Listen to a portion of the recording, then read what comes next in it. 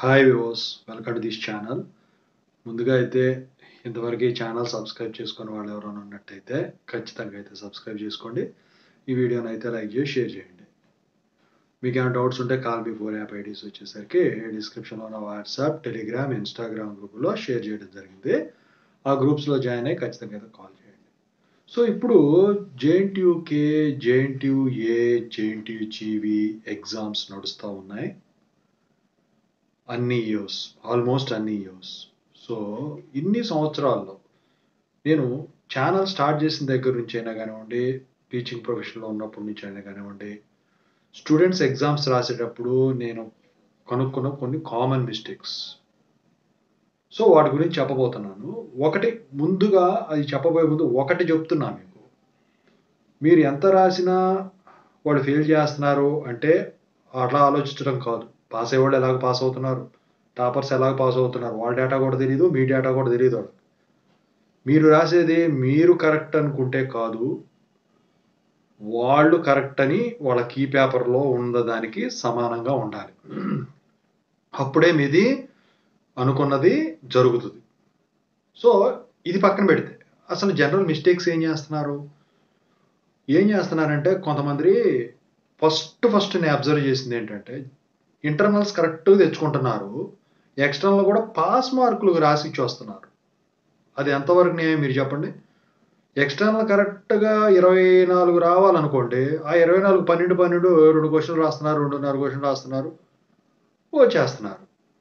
అలా చేస్తే మార్కులు పూర్తిగా పడతాయా? మీకు పడవు కదా. మీకు 24 పాస్ మార్కులు రావాలంటే మీరు కరెక్ట్గా 40 మార్కులు రాయండి, 45 అలా. మారిపోయిందండి వాళ్ళ రోజున. మీరు ఎంత కరెక్ట్గా రాసినా స్ట్రిక్ట్గా చేసేవాళ్ళు కనుక వచ్చారంటే పేపర్ వాల్యుయేషను మీద ఆగిపోతుంది.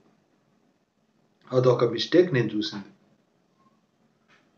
ఇక రెండో మిస్టేక్ ఏంటంటే వీళ్ళు బర్రీగా పెన్నులతో బొమ్మలు గీయటం, ఎట్లా పడితే అట్లా రాయటం, కరెక్ట్ కంటెంట్ నింపినప్పుడు కూడా పారాగ్రాఫ్ల కింద విడగొట్టకుండా వాటిని హైలైట్ చేయకుండా ఇంపార్టెంట్ పాయింట్స్ ఒకటే సింగిల్ పారాగ్రాఫ్ కింద పేజీలు నింపుతున్నారు.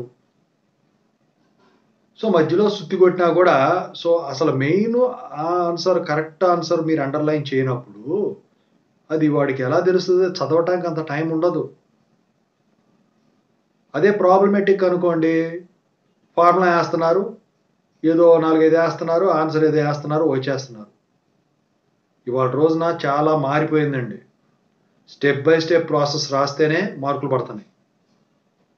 అది జేఎన్టీఏ అయినా, జేఎన్టీజీవీ అయినా, జేఎన్టీకే ఉన్న యూనివర్సిటీల్లో జేఎన్టీకే యూనివర్సిటీ పేపర్ వాల్యుయేషన్ ఒకటే బాగా లిబరల్ నాకు తెలిసి, మిగతా వాటితో పోలిస్తే. అందుట్లోనే మీరు పాస్ కాలేకపోతే సో జేఎన్టీఏ రూల్స్ ప్రకారం జరుగుతుంది యూనివర్సిటీలో, జేఎన్టీజీవీ రూల్స్ ప్రకారమే జరుగుతుంది యూనివర్సిటీలో, జేఎన్టీకే మాత్రం నోడల్ సెంటర్స్లో జరుగుతుంది. సో ఫ్యాకల్టీ అనేవాళ్ళు రకరకాల మనుషులు వచ్చి చేస్తుంటారు. ఇలాంటప్పుడు మీరు కొంచెం ఇంప్రూవ్ చేసుకోవడానికి ట్రై చేయాలి. సో అదొకటి. ఇంకా కొంతమంది వచ్చేసరికి ఏంటంటే ఎగ్జామ్ మొత్తం రాస్తారు, కరెక్ట్గా రాస్తారు, అనుమానం సరిగ్గా రాసామా లేదా అని చెప్పేసి ప్లీజ్ పాస్ మీ అని చెప్పేసి చివరిలో రాస్తారు. ఫోన్ నెంబర్లు, పేర్లు, కొంతమంది అయితే ఇంకా డబ్బులు 100, 500, 10 రూపాయలు, అవి మాల్ ప్రాక్టీస్ కేసెస్ కింద వస్తాయి. అలా ఎప్పుడు చేయొద్దండి. ఇంకా కొంతమంది ఏంటంటే బాగా వచ్చిన క్వశ్చన్లు పాస్ అయ్యేవి అన్నీ తెలుసు, కాకపోతే రాని దాన్ని ముందు సెలెక్ట్ చేసుకొని రాయటం వల్ల అది గ్యాప్ వదలాల్సి వస్తుంది. అదో తప్పు. సో దానివల్ల ఎఫెక్టే, మీరు ఇబ్బంది పడతారు. ఓకేనా. సో ప్రోగ్రామింగ్ అయినా, ప్రాబ్లమెటిక్ అయినా, థియరిటికల్ అయినా, డయాగ్రమెటిక్ అయినా ఒక ఫ్లో అనేది మీరు కనుక ఫాలో అవ్వకపోతే ఇబ్బంది పడతారు. ఇంకోటి ఏంటంటే ముఖ్యంగా R23 వాళ్ళు షార్ట్ క్వశ్చన్స్ ఇస్తే దాన్ని కూడా పేజీలు నింపుతున్నారు. అది ఇచ్చేది 2 మార్కుల క్వశ్చన్ అండి. మీరు 10 మార్కుల క్వశ్చన్ రాసినట్టు రాస్తే మిగతా వాటికి స్పేస్ ఎక్కడ వస్తుంది? ఇవాళ రోజున బుక్లెట్లో పేపర్లు తగ్గించడం జరిగింది. ఒకప్పుడు 42 పేజీలు ఇచ్చేవాళ్ళు, తర్వాత క్రమంగా 34 ఏమో తగ్గింది, ఇప్పుడు 28కే వచ్చినట్టుంది, సరే గుర్తులేదు నాకు. సో అసలు రాయాల్సింది పక్కన పెట్టేసి ఈ సుత్తి గురించి రాసుకుంటే ఎట్లా? వాడు ఇచ్చింది ఏంటి 2 మార్కుల క్వశ్చన్. 2 మార్కుల క్వశ్చన్ ఇచ్చినప్పుడు 4 నుంచి 6 లైన్లు సరిపోతుంది. దాన్ని కూడా ఒక పేజీ రాసి పడేస్తున్నారు. సో అదొక బ్లండర్ మిస్టేక్. మీరు డయాగ్రామ్ గీశారంటే పెన్సిల్తో గీసినప్పుడు దాని బాడీ పార్ట్స్ కంపల్సరీగా ఇండికేట్ చేయండి. ఆ బాడీ పార్ట్ పలానా పేరు తెలియనప్పుడు దాన్ని వదిలేయండి, మిగతా అన్ని ఇండికేట్ చేయండి. ఆ ఒక్కదాని వల్ల ఎఫెక్ట్ పడుద్ది. వాడు చూపు గనక దాని మీద పడింది అనుకోండి, ఆ ఒక్క తప్పు దాని మీద, మిగతా మొత్తం కూడా మార్కులు పోతాయి. మీరు గుర్తుంచుకోవాల్సిన విషయం ప్రాబ్లమేటిక్ అయితే. మార్క్స్ ఎంట్రీ డేటా ఎంట్రీ చేసినందుకైతే మార్కులు వాళ్ళ రోజున సింపుల్గా ఇవ్వట్ల. డేటా ఎంట్రీ చేసినందుకు, ఫార్ములా రిప్రజెంట్ చేసినందుకు, సీక్వెన్స్ స్టెప్స్కు, రిజల్ట్కు అన్నిటి కల్పిస్తున్నారు. రిజల్ట్ కనుక తప్పు అయినట్టయితే ఒక 2 మార్కులు పోతాయి అంతే, మిగతా వాటికి మార్కులు పడతాయి. రిజల్ట్ సాధారణ తప్పవదు. తప్పైందంటే ప్రాసెస్ తప్పు. ఒకవేళ ప్రాసెస్ అంతా కరెక్టే, రిజల్ట్ తప్పైందంటే అది హ్యూమన్ ఎర్రర్. మీ AI వల్ల, మీ క్యాలిక్యులేటర్ వల్ల తప్పై ఉండొచ్చు. దానివల్ల ప్రాబ్లం. అదే ప్రోగ్రామేటిక్ అయితే logic, first initialization, algorithm, logic, execution result కూడా అడుగుతున్నాడు. అదే థియరీ అయితే పారాగ్రాఫ్కి మినిమం 6 నుంచి 8 లైన్లు ఉండాలి. మీరు 4 పారాగ్రాఫ్లు రాయగలిగితే 4 3 12 మార్క్స్. ఒకవేళ 12 మార్క్స్ కనుక అయితే. అదే డయాగ్రామ్ అయితే ఇందా చెప్పాను కదా, పెన్సిల్తోనే గీయాలి. డయాగ్రామ్ కింద ఫిగర్, దాని పేరు కూడా ఇండికేట్ చేయాలి. మీరు 3.5 క్వశ్చన్లు కనుక రాసుకోగలిగితే పర్ఫెక్ట్గా, ఇంకా మిగతా 1.5 క్వశ్చన్ మీరు రిలేటెడ్గా రాస్తే మార్కులు పడతాయి, ఎక్కువ పర్సంటేజ్ రావడానికి కూడా ఉంటుంది. అంతేగాని నేను బాగా రాశాను నన్ను ఫెయిల్ చేస్తున్నారు కావాలంటే. ఫ్యాకల్టీకి నీ మీద ఏం కోపం, మీ ఫ్యాకల్టీ కాదు చేసేది, వేరే ఫ్యాకల్టీ ఎవరో చేస్తారు. మీరు గమనించినట్టయితే మీ క్లాస్లో టాపర్స్ ఎప్పుడూ ఫెయిల్ అవ్వరు, చూడండి కావాలంటే. ఓకేనా? సో అదొకటి దృష్టిలో పెట్టుకోండి మీరు ఎగ్జామ్స్ రాసేటప్పుడు. ఓకేనా? సో ఎప్పుడు కూడా ఫస్ట్ ప్రాబ్లంతో స్టార్ట్ చేయదు, అది మ్యాథమెటిక్స్ అయితే తప్ప. మళ్ళీ కొంతమంది ఏం చేస్తున్నారు, ఆన్సర్ స్టార్ట్ చేస్తున్నారు, మధ్యలో తట్టట్లేదు, టైం అయిపోతుందని కంగారులో అది స్పేస్ వదిలేసి నెక్స్ట్ దానికి వెళ్ళిపోతుంది. చివరిలో అసలు turn over to next page అని కూడా రాయట్లే. అలా రాయకపోతే దిద్దేవాడు ఓహో ఇక్కడికి అయిపోయిందని చెప్పేసి ఆపేసి వెళ్ళిపోతాడు. అప్పుడు మీరు ఇబ్బంది పడతారు. పేపర్ వాల్యుయేషన్ జరగదు ఆ కేసులో. ఓకేనా? మీరు రీవాల్యుయేషన్ పెట్టుకున్నా, ఛాలెంజ్ వాల్యుయేషన్ పెట్టుకున్నా, ఏది పెట్టుకున్నా మీ ఏపు తప్పు ఉండకూడదు. కీ పేపర్ మ్యాచ్ అవ్వాలంటే కీ పేపర్ ఉన్నట్టు ఇక్కడ దింపటం కాదు, ఆన్సర్ కరెక్ట్ అవ్వాలి. ఓకేనా? సో ఇలా ఓవరాల్గా ఇలా ఉంటుంది. ఇవన్నీ వదిలేసి నేను పైన షేడింగ్ సరిగ్గా చేయలేదు, నేను సీరియల్ నెంబర్ తప్పేసా, ఇవన్నీ మీరుగా చూడాల్సింది మీ ఇన్విజిలేటర్ ఎవరు ఉంటారో వాళ్ళ బాధ్యత, అది వాళ్ళ రెస్పాన్సిబిలిటీ. మీ పని ఏంటి, ఇచ్చిన క్వశ్చన్ పేపరు దానికి ఆన్సర్ లోపల రాయటం అంతే. షార్ట్ ఆన్సర్స్ 10కి 10 ఎవడో రాయలేడు ఉంటే, నేను చెప్తున్నా కదా. కాకపోతే ఇవాళ రోజున మీకు ఇచ్చే క్వశ్చన్ పేపర్తో పోలిస్తే వెనకటి క్వశ్చన్ పేపర్ బాగా కష్టం.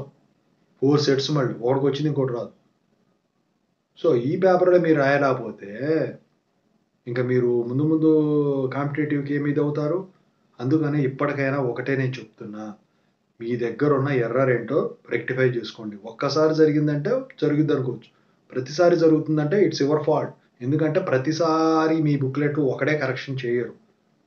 అది రీవాల్యుయేషన్ అయినా కానీ, రీకౌంటింగ్ అయినా, లేకపోతే ఎగ్జామ్ సెమిస్టర్ అయినా కానీ, ఏ సెమిస్టర్ కాదు సెమిస్టర్ మారిపోతుంది. ఇప్పుడు చేసిన వాడు ఇంకోసారి చేయడు మీకు. ఓకే, ఏ యూనివర్సిటీ అయినా కానివ్వండి. ఓకేనా? సో అందుకనే ఇప్పటికైనా చాలా జాగ్రత్తగా ప్రిపేర్డ్గా ఒక ప్లానింగ్ ప్రకారం, నీట్నెస్ అనేది వెరీ వెరీ ఇంపార్టెంట్, డెకరేషన్ అనేది very very important for hour booklet. ఓకేనా? సో ఇవన్నీ మనసులో పెట్టుకొని చాలా జాగ్రత్తగా రాసుకోండి.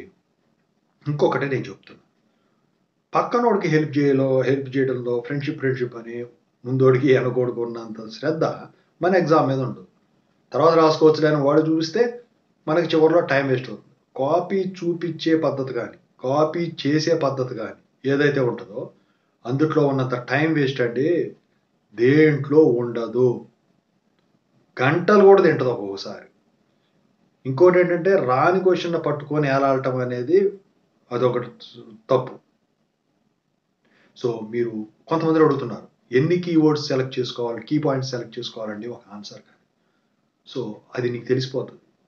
ఒక లైన్లో ఒక కీ పాయింట్ ఇంపార్టెంట్ ఏదో అది అండర్లైన్, ఇంకో లైన్లో ఇంకో ఇంపార్టెంట్ మెయిన్ ఏంటి? So Mahesh is suffering with fever. So ఎవరు సఫర్ అవుతున్నారు? Mahesh. So underline Mahesh. Nikhita selected for TCS campus interview. So ఎవరు సెలెక్ట్ అయ్యారు? నిఖిత. ఏ company? TCS. Underline those 2 words. So those are key points. ఇలా సబ్జెక్ట్ పరంగా ఓమ్స్ లాలో చూసుకుంటే according to Ohm's law current is directly proportional to voltage at constant pressure and temperature. అందులో main point ఏంటి? Constant temperature and pressure. ఇంకోటి I directly proportional to V. దాన్ని box కొట్టేయండి. ఇలా ఉంటుంది. ఓకేనా? సో ఇవన్నీ తెలియకుండా ఎలా పడితే అలా రాస్తా, నేను ఏది రాసినా కూడా పాస్ చేయట్లేదంటే మాత్రం నేను నమ్మనండి అది. ఎందుకంటే నేను చూశాను చాలామంది స్టూడెంట్స్ కథలుగా రాస్తున్నారు. ఓకేనా? సో కథలేదంటే మధ్యలో ఇరిగించుకోండి, స్ట్రైక్ అవుట్. అసలు ఇరిగించాల్సిన పని ఉంది పాయింట్స్ కరెక్ట్గా ఉన్నప్పుడు. If you are thorough with the subject, then why should you write stories in that way? That's not a good habit to explain stories which will be unrelated data, unrelated answer to the given question. ఇప్పుడు నువ్వు ఊరికి వెళ్ళావా అంటే నేను నిద్రపోతున్నానంటే ఎలా ఉంటుంది?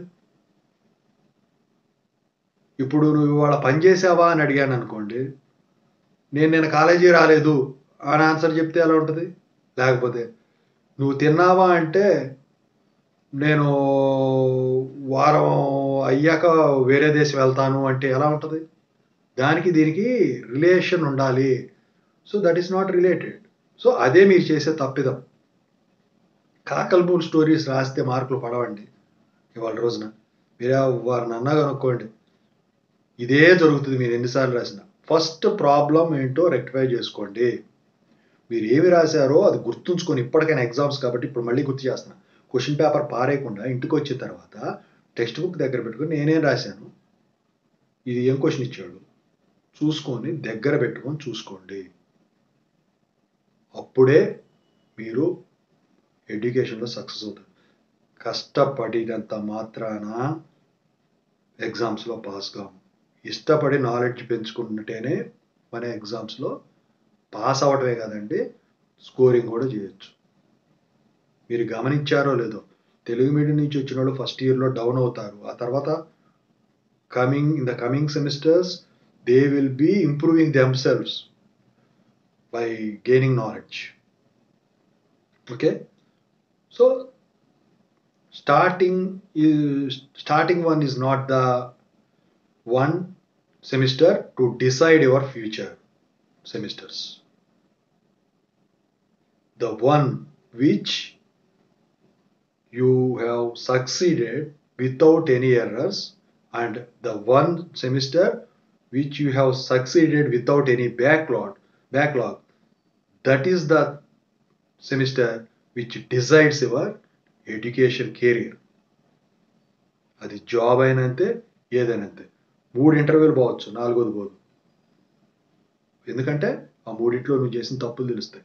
అంతేగాని సెమిస్టర్లో అయినా అంతే, నువ్వు ఏం తప్పు చేసావో ఒకసారి సబ్జెక్ట్ రాసినప్పుడు రెండోసారి రెక్టిఫై చేసుకోలేకపోతే who is the responsible person and who is the person who suffers? You are the person who suffers.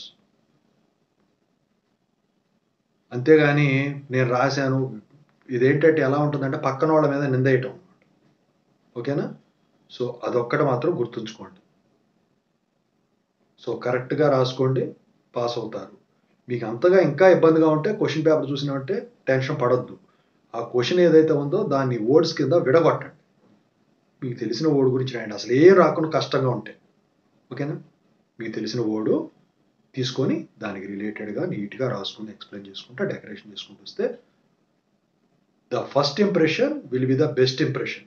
Every time first impression is the best impression while you are writing the exams, because every time the valuator will be changing. చూసిన first పేజ్తోనే నీకు కనిపెడతాడు ప్రతి సెమిస్టర్కి.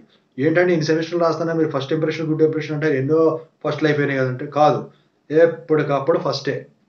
Because the valuator is going to change. నీ data తెలియదు వాడికి. ఓకేనా? The first page what you right what you maintain your decoration in that one. So gives the impression for the valuator. So first దరిద్రంగా ఉంటే ముందు మంచిగా రాసినా కూడా ఇంతే సంగతి. So this I want to tell you all. ఇంత video చేయడానికి గల కారణం ఏంటంటే చాలామంది ఫీల్ అవుతున్నారు. ఆ ఫీలింగ్ తీసి పక్కన పెట్టి మీలో ఉన్న లోపం ఏంటో గమనించండి ముందు. ఎంతకంటే మోటివేషన్ అనేది ఎవరూ చేయలేరు కూడా. I wish all the best. మీరంతా పాస్ అయిపోవాలి. మీ అంతా ఆరోగ్యంగా ఉండాలి, బాగుండాలి. Thank you so much.